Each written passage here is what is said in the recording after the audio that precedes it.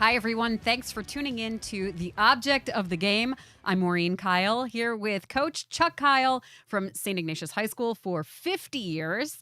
And now we have this show where we talk about what sports really means in the grand scheme of things, not only for you when you were a player, but then also like we're all teaching kids what this actually means to them. What lessons should they actually be learning when they're on the field, on the court, whatever sport they're playing. And today we have a really special guest coming up, Brian Hoyer, who played for 15 years in the NFL, is still keeping his hand in it. We'll see where it goes. But we're going to talk to him and Dad, you bring this up. I mean, we talk about this all the time, being a multi-sport athlete. And Brian Hoyer was a multi-sport athlete when he was at St. Ignatius. But we talk about this all the time, the importance of being a multi-sport. Right. Brian's going to be a great example of how really the right approach. I doctors would say amen to this. Really, I mean, in a way, the first. Here are these young kids that are, say, between 6 years old, 5, 6 years old, and 10, 12, or something like that. That's the stage of maybe sampling sports, having fun, and physically learning things, and socially starting to learn things to work with other kids, and even psychologically handling challenge. Yeah. I mean, kids are young. They'll cry right away or something like that. When you get to about 14, 15, then maybe there's where you start choosing, well, I think I want to look at this sport and that sport. Go ahead, still stay two, but yeah, there's going to be that type of thing where. Then the last thing is by that time, you're in high school, maybe going to play in college, but not that many do. And that's where there's this sort of a investment idea, because money gets spent all over the place and time. The kids got to love it by that time. What torture it would be if the kid's doing it and not really liking it. That'd be a shame. I've talked to so many experts, too, about just when to know when a kid is just not loving it anymore. Right. Because you get these kids at a certain age, they're just like, I don't want to practice today. But I don't know, in your mind, when you've watched athletes, and you would normally get them in the high school level, but is there sort of something that kind of, sparked a realization in you that maybe this kid is not loving what they're doing? I think you can see it, especially when practicing, because games are games. Kids it's fun to play in a game. Yeah. But I think you see it in practice. Yeah. That's practice can be a bit redundant. Can be, all right, do it again, it again, and you kind of see as a kid is doing the same skill over and over again. Is the kid starting to take enjoyment out of getting better, or if it's like, oh, not this again, and you're not seeing the effort there to try to get better. Usually, if the kid really likes it, if they conquer a certain skill, you see it in their eye, you see it the way they're, oh yes, and then you go, all right, let's keep going here. This is good. Do you remember, I feel like our family, kids now, like I run. Annie, my sister, she ran cross country, but like senior year of high school. Do you remember when we were really little, you would take us out with a stopwatch and practice like sprints? And I just remember I'd be like, my ankles hurt because I felt like I was so slow, but I clearly did not love it, even though here you are a track coach. Yeah. Okay, I'll have to confess, I was not training you for the Olympics at all. It was like, no, I was not. Dad's going to take care of, handling the kids. And hey, it's a stopwatch. The kid's like, oh, boy, time me. Yeah. All right, let's go outside. We'll time. And I'd try to make it dramatic or something like that, make it a game. But, I mean, then they get tired. But I was not a runner. I was not a runner, but now I am, which is, Sure. Anyway, point being, like, and as I've talked to other coaches, like now I'm into tennis, and the tennis coach I work with, he says that like at age 12, he sees the kids who have been just relentlessly practicing tennis. If they don't have friends with them, they drop off. They get burnt out. And then sort of you get this next wave of kids who have just discovered the sport kind of age 12 and up. And to me, that's why even at that younger age, there is a psychological development. And that means, do I like this or don't I? You see that unhappiness. Yeah. And that plugging it in too early, where they lose that social part of it a little bit. It should be fun, but also just psychologically, you hope the young kid kind of goes, yeah, let's do it. Oh boy, let's do it. Let's have fun, and not make it drudgery. Right. Because that, for a little kid, come on, that's why they're doing it. They're not doing it because someday I'm going to be Brian Hoyer, quarterback or something. No, you won't, probably. Yeah. But that's kind of the point. I think too much emphasis on it, psychologically, the kid kind of loses the thrill of it. Right. Well, and so many parents, you bring that up too, because so many parents think, well, if my kid is the starting quarterback in 4th or 5th grade, well, that clearly means they're going to be the starting quarterback in high school and later. Is that what you saw? Yeah, well, that does occur. Sometimes, or all the time? It's to be honest with you, a lack of knowledge of what does take place and will take place. Yeah. Okay. That's the point. I meant people that have gone under the NFL. I don't know how many years, or 5, 6 years ago.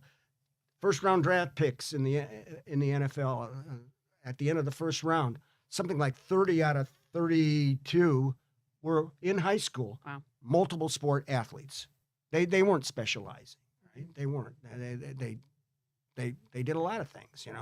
There comes a point when you'll see, yeah, this is the sport I should be doing, and I enjoy it still, and I can maybe progress. I mean, to me, I spent my whole thing not, oh, that kid's going to make it into the pros. I never thought that. I was just, now this kid could play Division III football, and if the kid wants to play it, he's that way.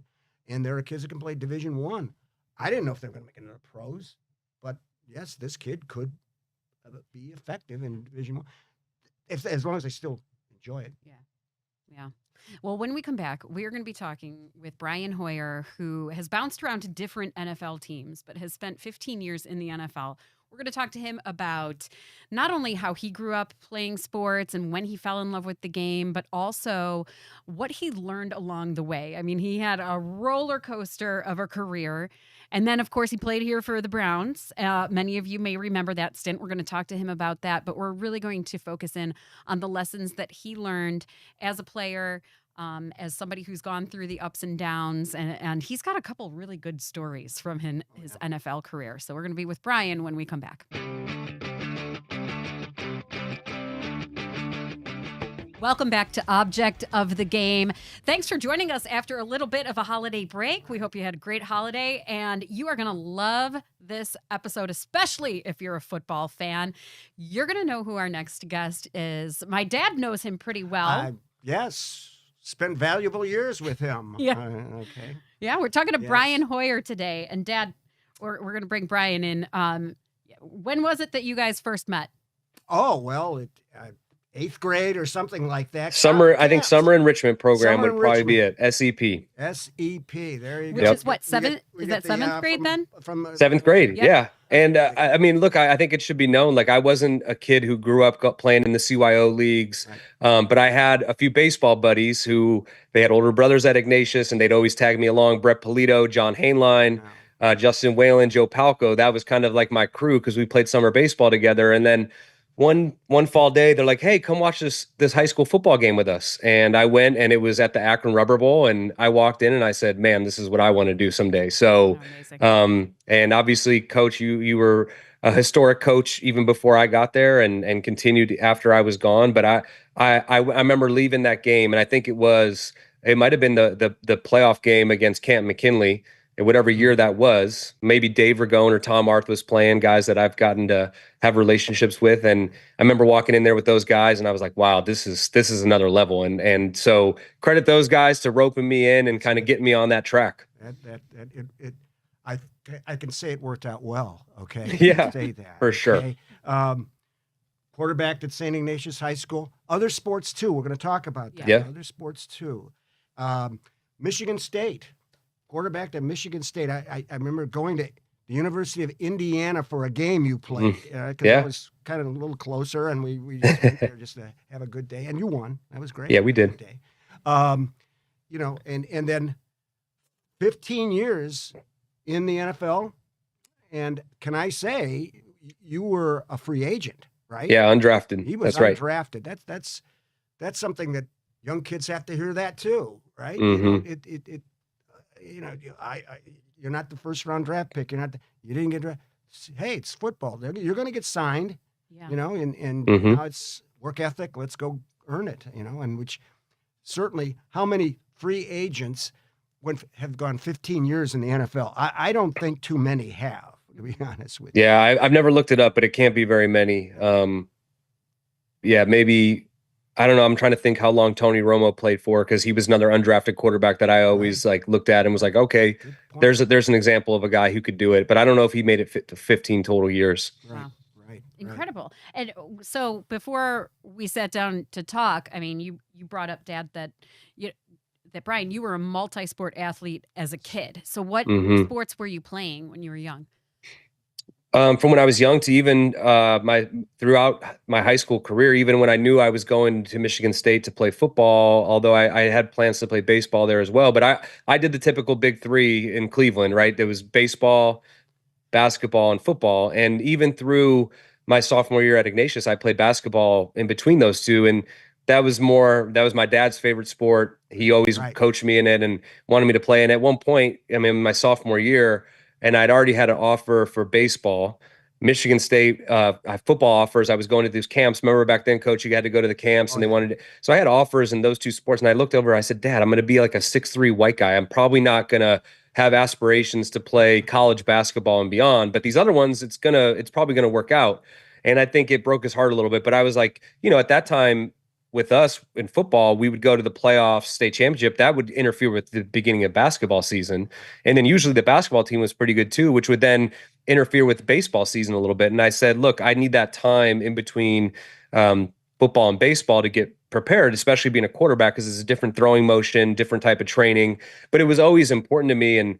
And now being a dad of a 12-year-old boy, I'm trying to teach him it's okay to go from one sport to the next. And he just yesterday, or I guess it was 2 days ago, he got in the car after his basketball game. He's like, now that it's basketball season, I really love basketball. And I was like, that's exactly how I was. I grew up when it was football season. I was all about, I didn't even think about those other sports. And then when it got to basketball, I switched over to that and baseball. And I think, and your listeners will love this. And that this is a story I tell to all the parents that I come across, and being a parent myself. When we went to the Super Bowl in 2017 or 2018, each day you got to go down and do media, and everybody's looking for a story. And I think it was USA Today. They were polling every player on both rosters of the Super Bowl, how many of them were varsity players in the high school level on multiple sports. So 53-man rosters times 2, it's 106 players. There was only 2 players in the entire Super Bowl that only had a football varsity letter. So it goes to show you the best athletes always play more than one sport. That's I was hoping. You didn't tell me you were going to say that. Yeah. I was hoping you'd come across with that, because that is so true. And I don't mean to, but it's so important that parents realize that, and doctors will tell you, let the younger kids multiple sport. Let them, it's referred to by some researchers, those early years, between 6 and say 12 or 13, they're sampling sports. Let them have fun. Let them be all-around athlete. By the time, like what happened, you get to about, I don't know, freshman, sophomore year, you pretty much start thinking, well, I'm really probably good at my future, maybe a little bit in football and baseball, matches out pretty well. That by that time you're starting to realize that. But then when you talk about when you reached junior, senior year, you kind of realized, I'm going football. Right. And you start thinking about that as that's the time when, you're going to go to those camps. You got to show them what you can do. You're a drop back quarterback. By the time you were a senior, I remember this part of the recruiting thing. Yeah. The spread offense was kicking into gear, and the quarterback had to be kind of a runner all over the place, and that was starting to become happy and big for them. But there were still these programs. Well, no, we're dropping the ball back and we're pro style, and the quarterback's gonna make his decisions and do it. And that's where Michigan State was perfect for you, because that's what they needed. Yeah, no, look, I mean, I'm hoping that I've been interviewed before Dave Ragone, because it gives me a little trash talk that I can text him that he hasn't been on your podcast. No, perfect. That, I cannot wait to be done and text him and say, guess what I just did? And you haven't had the opportunity to do it yet. But Dave going to Louisville and playing for John L. Smith really opened the doors for me, because John L. Smith left Louisville to go to Michigan State, which is why and obviously he recruited John Gannon as well to Louisville. Right. So there became some ties between him and our school. And then I got to take over and played, and he came down and recruited me. And it was funny. He was kind of a little bit of that pro style, but also spread out. And I remember playing for him where I had to run speed option, which was not something I did at the high school level, but I was athletic enough to do it at the college level. And it's all about, to me, finding the right fit, especially at the quarterback position. But like you just said, ultimately, you got to be able to throw the football. And for me, I credit my ability of throwing the football because I was a baseball player too. And so year round, in some form or fashion, I was training my arm to throw the right way. And now look, and I don't know if you remember, but it always took me a few weeks into training camp in high school to switch over from a baseball throwing motion to a football throwing motion. It's very different. And I had to deal with that with my son this year, because he was very frustrated going from baseball, and he played longer this baseball season than he ever had. And then now all of a sudden he was going to play football, play quarterback for the first time. And he was throwing a lot of balls that weren't perfect spirals. I said, listen, it takes time. And by the end of their little training camp, and when they got to the games, it straightened itself out. And, but it's just something, you're training your body in different ways. You're moving your body in different ways. And until you get to the point where you really need to kind of zero in and specialize, I think it's beneficial to do as many different things as possible. Okay. Ready? Just what you're saying. Drew Brees. Mm-hmm. Everybody remembers Drew Brees, right? He was an elite tennis player. Yeah. He was in high school. Yeah, and baseball. He played baseball too. Joe Mauer, baseball, right? Right. I mean, great. He was all-state football and basketball. And there's many other names. Tom Brady drafted to be a catcher for the Montreal Expos. People don't even know what that team is anymore, probably. That's true. They don't. Yeah. But that's kind of the important that people. We could spend another hour just talking about that, and having parents and kids realize, have fun, enjoy youth. You'll find your niche and happen. You don't have to be a professional player at the age of 10. Yeah, it's funny to me because now being a dad and going through it, there is a little bit of like FOMO, because as now my 9-year-old son, all of his buddies are going to go play travel baseball. I'm like, travel baseball at 9, but then I'm like, well, if he gets behind and he's not throwing, so as a parent, I understand, but I have a hard cutoff. As soon as baseball season's over, we're switching to football, and then when it gets to, you talk about having fun and developing, and I get in a little bit of not an argument, but some of the other parents on my son's team, because they get frustrated about wins and losses. I said, listen, there are still on the small baseball diamond. It's about developing. And the times where I get frustrated is when my son's playing third base and he gets the ball and it's a force out at second and he doesn't realize that, he throws it to first and doesn't make those are the things where I want him to learn how to play the game, the wins and losses. And as long as he's developing individually and socially as a teammate, like my son does a great job of building his teammates up. He's always cheering them on. I love that. And where I get frustrated is if he's not hustling. If there's things that he can control. Right. Now, some of the times, as you know, in a team sport, there's a lot of things that are out of your control. But controlling those controllable things, your effort, how good of a teammate you are, knowing what to do.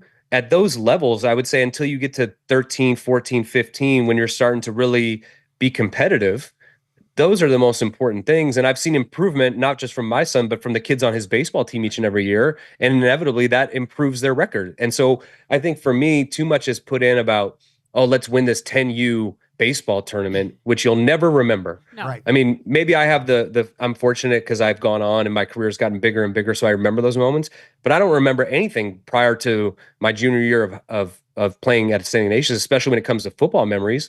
Now I had some great memories from those years because I realized that was putting me in line to go to that next step. but early on, it's about development and, like you said, having fun, finding a love for the game. Yeah, let the kid have fun.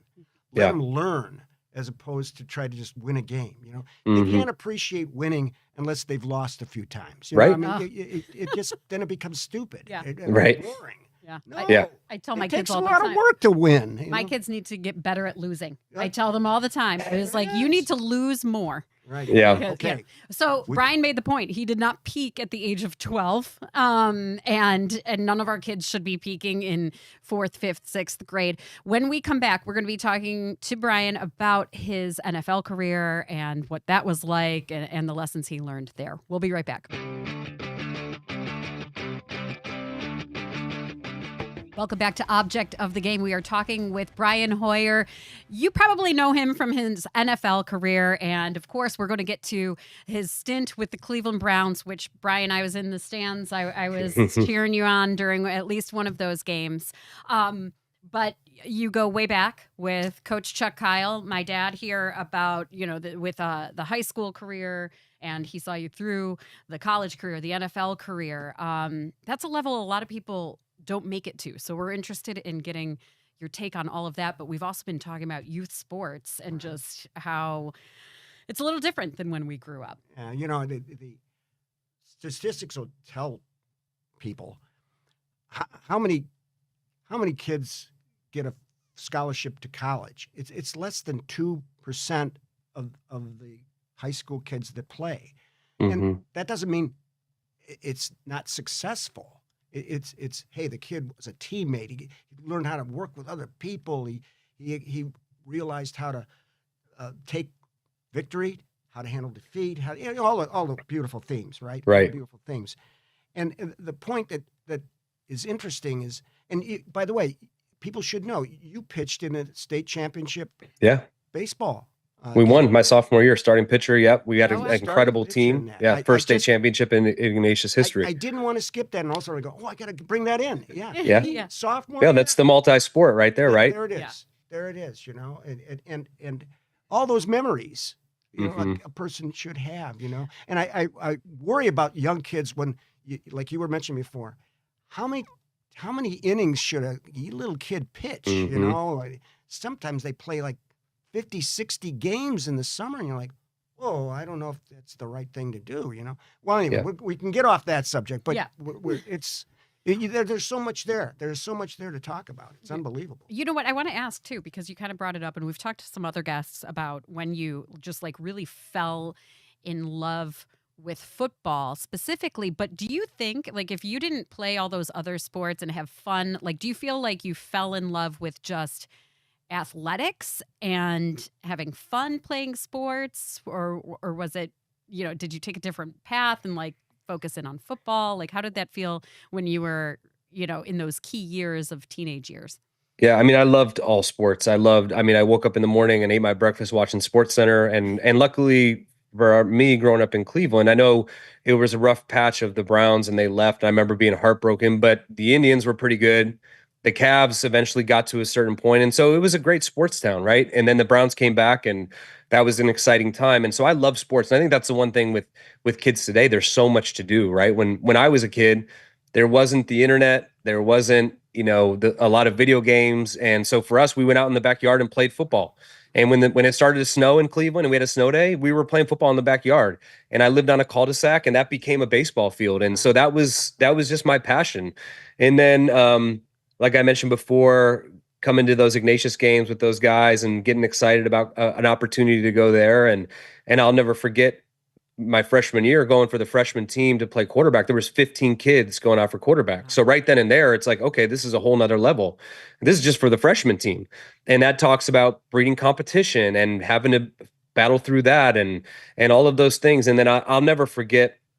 And one of my first away games as a starting quarterback my junior year was at Massillon, Washington. Oh, yeah. And we went in there, and it was one of the most hostile environments, and we were down, remember, Coach? And we were down, and threw a touchdown pass, a few touchdown passes to Anthony Gonzalez, and he had a pick six, and we came back, and I remember leaving that game and be like, man, this is what I want to do. It was so exhilarating, the highs and the lows, and we came out on top, and that was like, all right, if I want to have a career in sports, football is the one that I want. And I loved baseball. I mean, and honestly, I was probably a better baseball player than I was a football player at that point. I was still continuing to grow. You mentioned I was the winning pitcher as a sophomore in the Division I state championship. Went on to play, and I always talked to Coach Gaynor. I said, don't let anyone forget that I have the home run record there for a career either. They're hitting as many home runs as I did. So I loved them both, and my intention when I went to Michigan State was to try to play both. It didn't end up working out, but there's times where I get to do it with, help coach my son, and he plays baseball and he loves it, and all of those things. But I would say that junior year, playing for a program like St. Ignatius, playing for you, coach, and winning that game, I was like, wow, this is incredible. Then you start to go on the college visits. I remember going into the big house for a visit, and you look around, you're like, I get to play football in front of all these people and go to these schools, and all of those things I think was very exciting to me. And to be honest with you, I never thought there was any other option. Like, I was going to make it no matter what. Oh, wow. And you did. Let's talk about, I mean, just the process of going from college, not getting drafted, but what was that like? Like, did you know that you'd get picked up free agent wise? Like, what was that feeling? Yeah. So going into the draft, and this is where you have an agent. He's like, look, I've talked to the teams. I think you're going to get drafted probably somewhere between the 4th and the 6th round. So I was like, all right, great. That's all you want to ask for. I didn't think I was going to be a top 3 round pick, but each round went by, nothing happened. And teams are calling you all around like, hey, we might try to take you here. Then you see their team come up on TV, it goes by. And so that was a tough day. But right away, of course, when the draft ends, you're like the most hot commodity. I had like 8 or 9 teams calling me, hey, we really wanted to draft you. We couldn't get to it. We want you to come in. And the Patriots were one of the teams that called, and my agent had a great relationship with Bill Belichick. Obviously, I knew of him because I watched him coach when I was a kid in Cleveland. And they had a guy by the name of Tom Brady who was a quarterback. I was like, all right, I get an opportunity to work with him. But I also knew that they had just drafted a guy the year before in the 2nd round, Kevin O'Connell, who's now the head coach of the Minnesota Vikings. Right. And I thought to myself, like, man, how am I going to fit in there? And my agent, Joe Linta, who has been a great confidant and mentor throughout my career, was like, listen, I know these guys really well. I can tell they really want you. And I think it's a great opportunity. You learn from the greatest coach and the greatest quarterback. So I went there, and little by little, I started beating guys out. And eventually, when it came down to after training camp, I was the last man standing. I was backing up Tom Brady as an undrafted rookie free agent. A year he'd just come off of a torn ACL, devastating knee injury. Looking back, I was like, I was not prepared for any of that. But Bill gave me that chance and saw the opportunity. And that was a great stretch. I mean, I learned so much from him and from Tom. And at the time, Bill O'Brien was the offensive coordinator who has been the head coach. He was my head coach when I played for the Texans. He was a head coach at Penn State for a while. Now he's the head coach at Boston College. So I get to see him now. I live up here and get to see him from time to time. I learned so much in those years. And then that brought me to, we talked about it before the show, Coach, in 2012, I got released. And for 10 weeks, I was out of football. And you were gracious enough to let me come down, and I would help coach. I would help run the scout team quarterback. It allowed me to stay in shape. And then I got picked up by the Steelers, but I wouldn't have been as ready as I was had I not had those opportunities. And Brian, being a free agent, there's all sorts of things, and people see it all the time. This person's put on whatever list, and because they have to bring a guard in or whatever. And that happened to you. I can remember this. And okay, so you came home. Came back to beautiful Cleveland, Ohio, and it was the fall, and you did the right thing. You go, I got to keep throwing. I'm not giving up.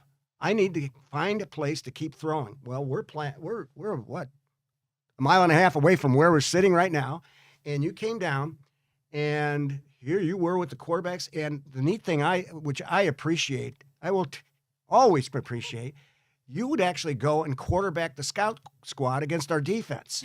Yep. And what ends up happening, you were doing that for a few weeks, and then you got picked up by the Steelers or whatever. Anyway, our secondary got so much better because we're going against a pro quarterback, and he's zipping the ball. And I was trying to. Trust me, yeah. I was like, these are my reps for what I need to stay ready to go. So I was trying, and you were giving us good information about, boy, that kid can catch the ball. Hey, this kid can't coach. Yeah, I don't know. Yeah. And Josiah Kedzior, who was a teammate of mine at Ignatius, he was a receivers coach. Yes. So we'd be there working together, and that was fun time. Yeah, it was a great, and honestly, I remember going to finally got that call because at that point you're waiting for somebody else to get hurt. Right. And I remember getting that call to go work out in Pittsburgh, and they brought me and Mike Kafka in, and who was a quarterback who played at Right. Northwestern, played in the league. And they basically said, one of you two is going to be our backup Sunday. Like, we're going to work you out. And I was so ready to go. I had been throwing constantly, and it was such a great help. And it was one of those times where, I could have sat there and felt sorry for myself and say, I'm not going to go lower myself to that level and practice with these high school kids. No, I went down and took it and used every opportunity. I'd work out in the gym while the kids were still in school, and then they'd come up for practice. And I'd basically, Juice, Josiah, he's got a decent arm, but I could throw a lot better to the receivers to get them prepared. So I kind of took over that job. And then, as you mentioned, I'd be the scout team quarterback for your defense. And it was great for me, and it kept me involved. And it reminded me of, why you play the game. It's the joy. It's a kid game. It's a game for kids to be played. And I saw your guys doing it. And even after I got picked up, I would always follow, especially my brother-in-law, Scott Scrivens, was on the team. So I'd be watching. And oddly enough, I just saw Mitch Trubisky this past Sunday. And I said, dude, I'll never forget. I was watching online because I was playing at the time, but I'd been with that Ignatius team the whole year. They were doing great. I remember it was that like 5 overtime game, and it was one of the greatest high school performances I'd ever seen a high school player play in Mitch Trubisky. And I think he won Mr. Ohio that year. And unfortunately, that's who you guys had to go up against. But he had a tremendous game against the Ignatius football team that year. And I was really pulling for him because I felt like I was a part of the team in a way. Right. Our secondary got so much better because you were right, because they get to the game going, these guys, the ball's coming in so slowly. Yeah. And Brian, I think that says a lot about you, like keeping that humility, even though you've made it to the highest level, to come and say like, hey, I want to play high school. I want to work out with these guys, and it's fun, and to remember what it's like to be a kid again and have that type of just, pure joy, like no strings attached. Before we go on, we're going to take a quick break. But when we come back, I do want to talk about when you were able to come back with the Browns, because that has to be a little bit different and a little bit special to be able to play in front of a hometown crowd. So when we come back, we'll talk to Brian about that.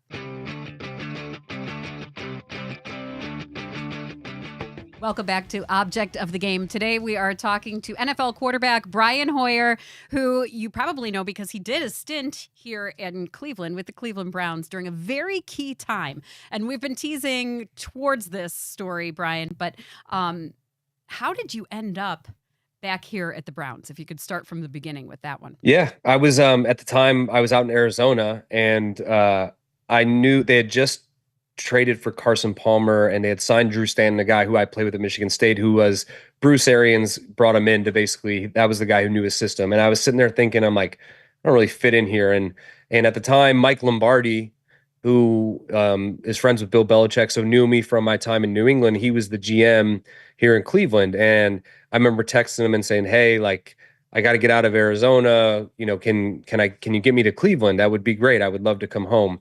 And sure enough, he said, look, I can't trade for you, but if they release you, you got a job here. I promise you got a job here. And I remember sitting there, and I went in and I actually just interviewed this guy today on my SiriusXM show, Jason Light.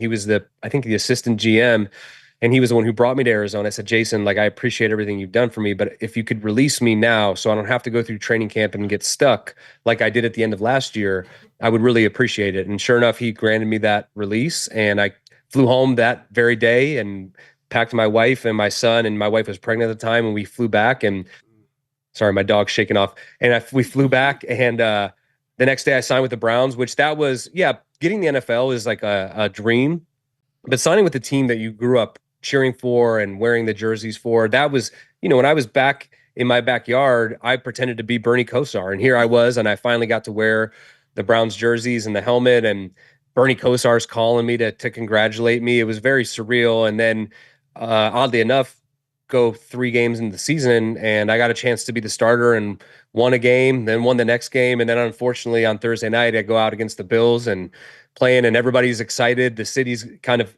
upbeat and excited about what we're doing. And I tore my ACL, and then the rest of that season was gone. And then I worked my way back to be the starter again. But the Browns had drafted Johnny Manziel. And so there was a lot of different storylines that had to go through. And trust me, it was a great time, but it was also, it's not everything it's cracked up to be either. Playing for your hometown team, people don't realize you only have so much time. And not to mention now I'm a father, I'm a husband. When I leave Berea, I'm going home to have dinner and see my wife and kid and then studying and going to bed. And so I think people had unrealistic expectations of how much time I was going to be able to give to people because they hadn't really seen me as a professional in my life. Like, oh, you know, it's not just football practice and have fun. Like this job never, it's 24/7. You go home, yeah, you see your family, you eat dinner, but then it's like, I'm watching the film. All right, what is the defense going to do on third down? So there was definitely a lot of highs, and that's where you dream of as a kid to play for your hometown team. But it also, there was a little bit of, you know, bittersweet moments too, I would say. I got to ask about this. Your jersey was in the Pro Football Hall of Fame. I don't know if it's still there. I am going. It was like down kind of like their tomorrow, temporary. so Every season they do something, and that was at the time we came back and beat the Titans. We were down 28-3. Right.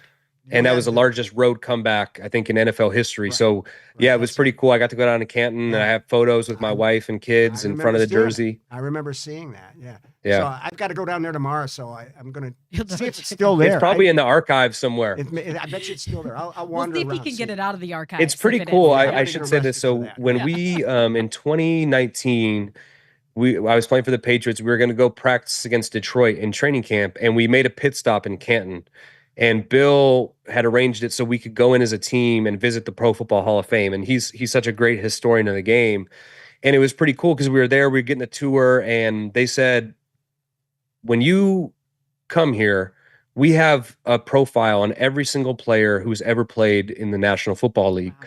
So if you ever come here 10 years, 20 years down the road, you come in, you say, hey, I'm Brian Hoyer, I played in the NFL. We have an archive of everything. And so if there's items from your career that are here, so I'm sure that jersey's somewhere there, down there still. But I thought that was pretty cool. And especially having grown up in the area and playing games at Fawcett Stadium, to go back as an NFL player and know that your jersey's in there somewhere and they have a record on you is pretty cool. Right. I have to ask you then, I mean, did you guys talk while you were in Cleveland? Did you guys keep in touch about anything? Did you touch base? What was it like for you, Dad, to watch him I think play professionally? A little, but it was great watching you. I'm always very careful because your time. I wasn't one of those guys bothering you. Yeah. No, you were great. And there was times where I would come in and pop in. And I remember pulling the raffle ticket for the drawing the one year. And it was great. And I tried to come as much as I could. But like I said, people don't realize how much your time is taken up by just being at the facility and then family and all of those things. Yeah. Right. I just, even coaching high school football during this, there wasn't a lot of time. I mean, my daughter will tell you that. I mean, I was kind of busy, There was a lot of game film going on at my house at all times when I was a little kid. See, we had iPads. You didn't even have the luxury of that. No, I got to bring a little iPad home. Film and you did we were VHS tape. Yeah, VHS tapes, yeah. We had one TV, maybe two. One was always taken up by game film. Yep. Go up and do your homework. Right. But I wanted to watch Pee-wee's Big Adventure or whatever on VHS. But watching Brian play, like, did you recognize some of the nuance of his playing when you were watching him in the Browns? Oh yeah. I mean, you work with, you get used to his play. You can see you don't totally change your style because I mean, that's Brian Hoyer. This is what he does. This is,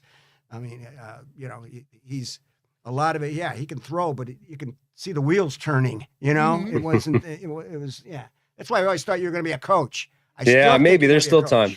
You're going to be a coach. You should. I want to also ask about bouncing around because you've talked about several different teams, but you were with the Patriots probably the longest. Am I right? Yeah. Out of 15 years, I was with them in some form or fashion in about 9.5 of those years. Wow. So, if you include like training camp to 1 year or coming in, I came back mid-season in 2017 to the Patriots. So in some form or fashion, which is why we've settled here. This is what our kids know.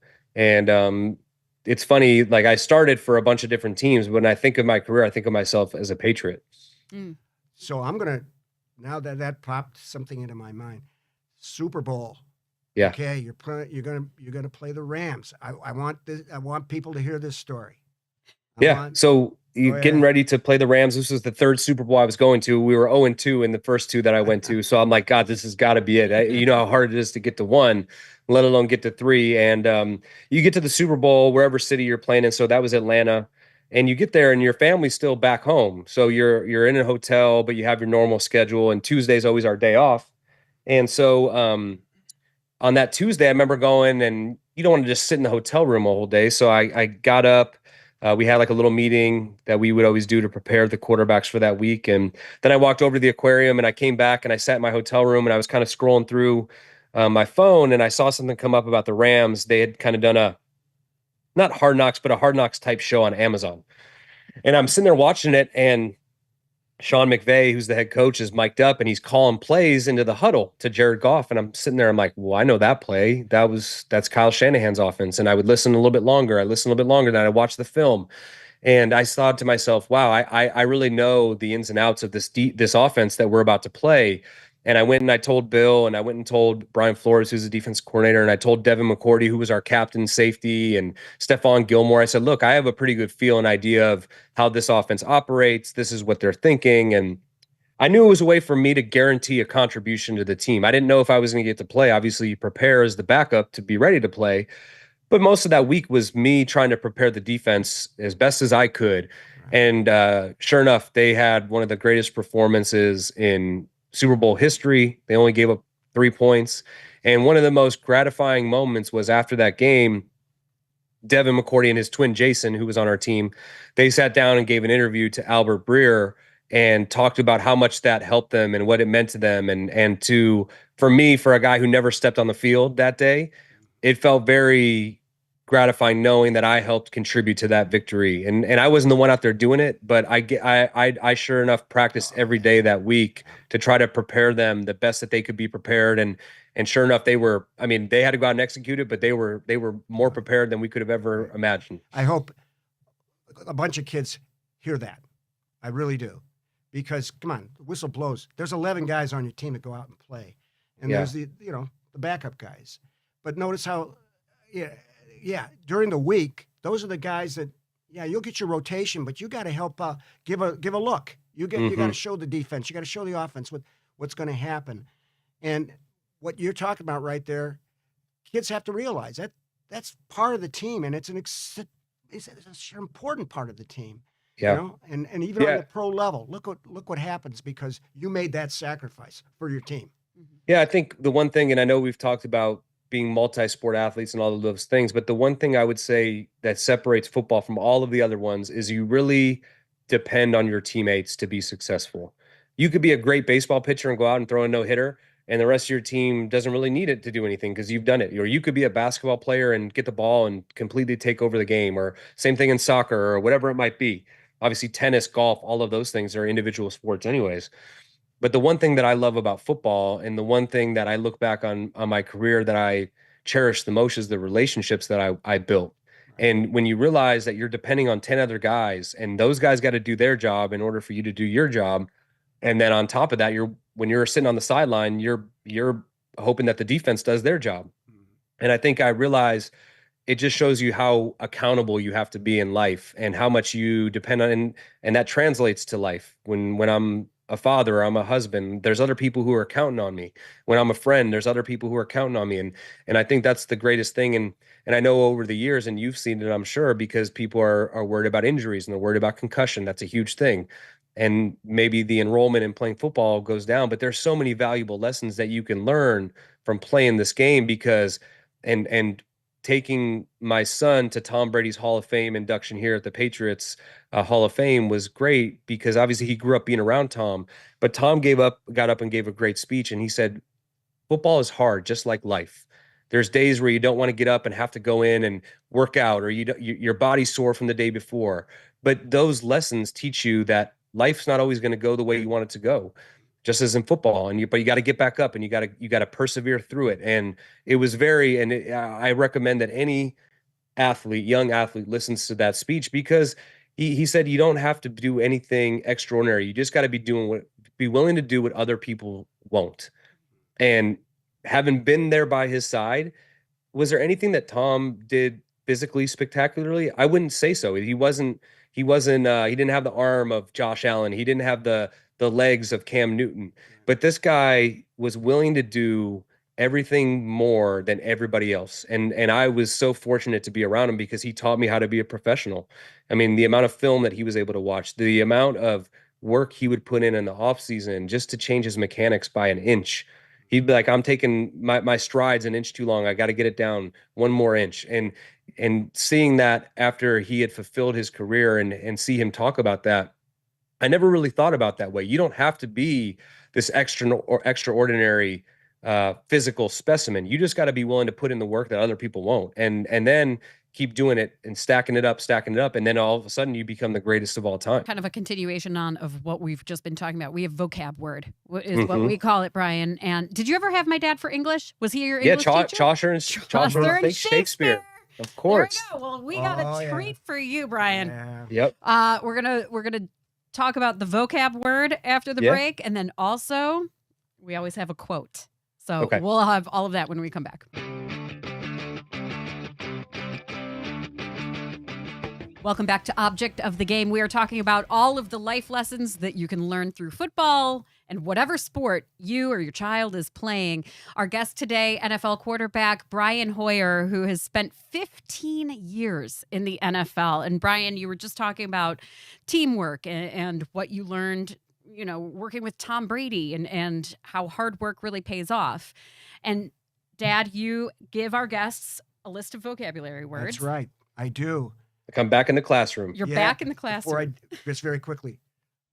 Remember, I sent you and Tom an Ignatius T-shirt or something like that? Yeah, he gave it to him. Well, his college roommate was Pat Kratos, another fellow Ignatius grad who I've gotten to know through Tom, oddly enough. But Tom knows St. Ignatius very well. Between me and Pat, we always let him know how great it is. Yeah. Something, Kratos had him wearing a T-shirt or one of our T-shirts or something. So that's why I sent it. Yep. Okay, maybe this will bring you luck in the Super Bowl. I don't know. That's right. I gave it to him. Really? Yeah. Oh my gosh, that too was funny. Kind of crazy. Yeah. All right. He took Chaucer and Shakespeare when he was at Ignatius. Well, wait, this isn't the quote. That's right. We're doing vocabulary thing. Word first. So we talk about. I was so eager to get to the quote. That's all right. No, we're going to get to the quote. I don't know if you ever had to write the quote, Brian, but we'll get to that. No. But no, we talk about what word is it that really stands out to you when you look back on your career and what you've learned and what you think. You mentioned your kids are now playing sports. My kids are playing sports. What we hope our kids learn from playing sports. So was there a word that stood out to you from a long list that there was two and they were oddly enough stacked back to back. And one was accountability. And we kind of just hit on that, right? Being accountable to one another. That translates through sport, through life, and the greatest teams that I was ever on, which were predominantly those Patriots teams, went to Super Bowls. The players held each other accountable. We didn't need the coaching staff. We didn't need the front office. The players set the culture and then held everybody to that standard and that accountability. And I'll never forget, I was young. I don't know if it was my rookie year. It was probably my second year because I felt a little bit more comfortable. But in the NFL, you do meetings, right? And every 35, 45 minutes, you get a bathroom break, grab something to eat. And our offensive line would go play hacky sack. And I don't know if a lot of people know what that is, but it's a little beanbag ball and you kick it.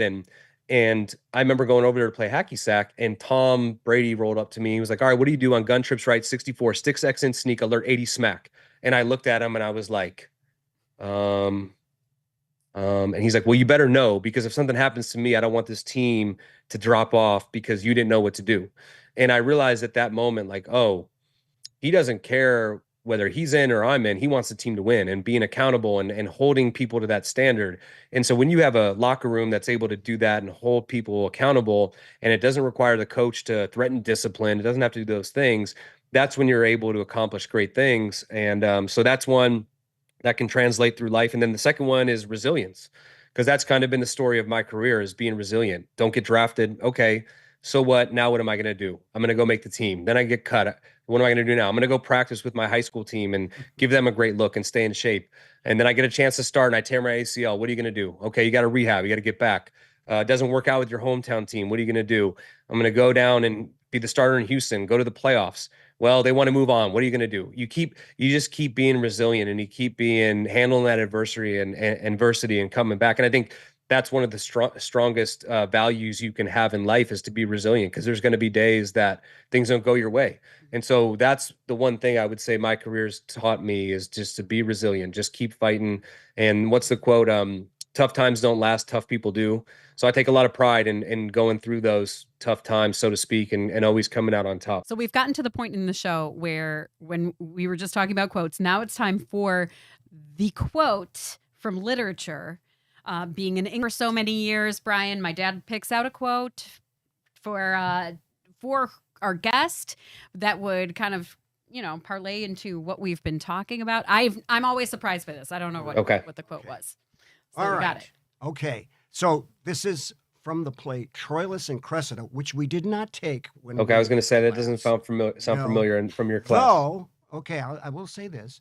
The interesting thing about the story of Troilus and Cressida, it's a tragedy.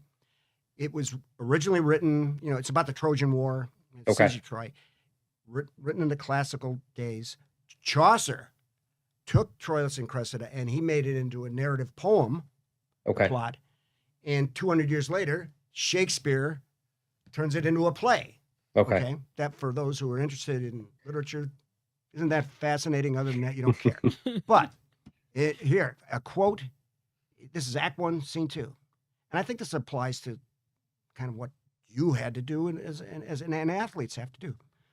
Ready? Go. Here it is. Things won are done. Joy's soul lies in the doing. Mm-hmm. If you think about that quote for a bit, I mean, you play all week and you have a big game. It's Sunday. Okay, enjoy it for not maybe 24 hours, but for a quarterback, not even. Yeah. And then guess what? You got to move along. That's right. And you have to enjoy that preparation. That leads to me. That game plan in. You have to have joy with that, or it's just torture. Yeah, you gotta enjoy the process and not the result, because you're not always going to get the result. But if you love the process, then you're going to get to the result you want more than ever. And that's the one thing that I learned and wish I could have learned earlier, because I was always, when you get to the point I'm at, it's like, I need to have this result to get this contract or keep this job. And what I'm realizing now, my first year not playing football in, 15 in the NFL, 5 in college, that's 20, another 4. And in 25 years, what I'm realizing is I miss that process. I miss being out there on the field with the guys. I miss going into the meetings and watching the film, all of those things. So that's a great quote for me. And I have something for you that I want to show you, and we'll get your reaction on camera. One of the favorite things that I have hanging in my office, and I pulled it off the wall to show you and see if you remember this at all. Oh my God. Yes. Yes. Pico and the Man. Yes. So we did this photo shoot before my senior year. Yeah. Plain Dealer. For the Plain Dealer, for their top 25 and their preview. Yeah. And so that's the one St. Ignatius item I have hanging in my office, is that one right there, because look, that's where it all started. And here we are. Like I said, this is 25 years later from that moment. And it's been a wild ride, but it's been great. And I definitely could have never been as prepared to go to the next level had I not learned from you, not just what I learned on the field, but off the field. And so it's a real pleasure to be here with you on a podcast so many years later. And like I said, you still look as young as the day I met you. Okay, you better get your vision checked, big guy, because I don't know, man. That's a little off. Must be those new high-tech cameras you got. Yeah, there it is. Yeah, Same energy though, Brian, right? Well, that's right. No matter what. Why not? Yeah, that's right. It's just fun being with you, and I hope parents, I hope kids get a chance to look at this one and hear what you have to say, because you have a wonderful story of what work ethic and just staying on focus, and 15 years in the NFL and onward, right? And onward. That's right. That's right. That's awesome. Yep. That's awesome. Brian, before we go, I mean, if somebody is thinking, you mentioned before you have a Sirius XM show. Where can somebody listen to that? Where can they find you?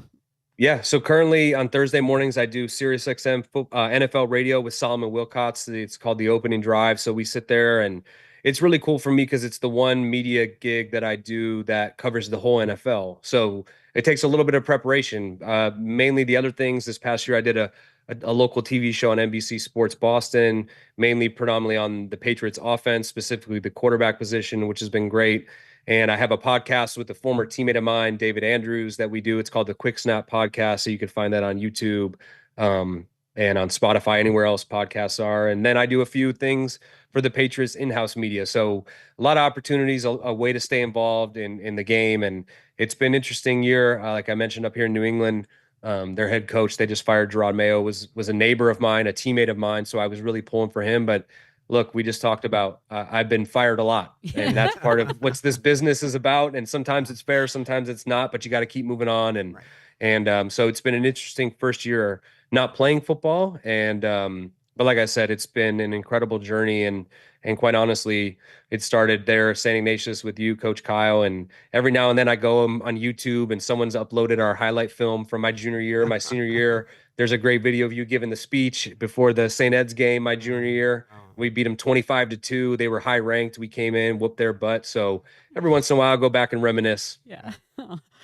Well, it's been so fun to hear from you, to talk about resiliency, and I really appreciate you taking the time to chat with us. And we're going to see where you end up next. I mean, playing, coaching, broadcasting. We'll see what the next step is for you.